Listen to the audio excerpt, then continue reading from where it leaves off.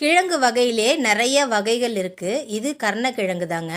கருணக்கிழங்குல இது ஒரு வகையான கருணக்கிழங்கு. இது உருண்டையாக பெருசாலாம் வராது. ஆல்வள்ளி கிழங்கு மாதிரியே கொஞ்சம் நீட்டமாக தான் இருந்ததுங்க. இதுக்குள்ளே பார்த்தீங்கன்னா நல்லா ஆரஞ்சு கலரில் பார்க்கவே ரொம்ப அழகாக இருந்தது.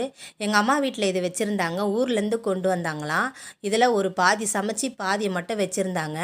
அந்த பாதி கிழங்கை விட்டு வைக்காமல் நான் எடுத்துகிட்டு வந்துட்டேங்க. எடுத்துகிட்டு வந்து ஒரு 2 மாதம் ஆச்சு இந்த கிழங்கு அப்படியே வச்சுருந்தேன். இப்போ தான் இந்த கிழங்கை நான் நடவு பண்ண போகிறேன். என் மாடி தோட்டத்தில் பார்த்தீங்கன்னா கருணக்கிழங்கு நான் நடவு பண்ணி அறுவடையும் பண்ணியிருக்கேங்க. இந்த கிழங்கு இதான் முதல் தடவை பார்க்கலாம். சிகப்பு முள்ளங்கி விதை போட்டு நிறைய செடி முளைச்சிருந்ததுங்க. அதெல்லாம் ஒன்று ஒன்றா எடுத்து இப்போ வேறு வேறு தொட்டிக்கு மாற்றி வச்சிட்ருக்கேன்.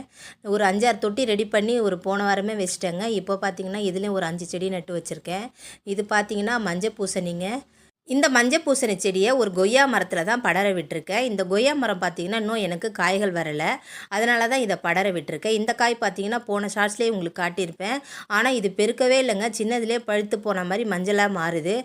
நானும் சும்மா இருக்கிறது இல்லைங்க. மாடிக்கு வரும்போது போகும்போதெல்லாம் இது தொட்டு தொட்டு பார்த்தா எங்கங்க இது பெருசாகும். எந்த ஒரு காயும் நம்ம தொடாமல் பார்க்கணுங்க. நான் தொட்டு தொட்டு பார்த்ததுனால இந்த காய் எனக்கு பெருசே ஆகலைங்க. இயற்கையை நேசிப்போம். நன்றி.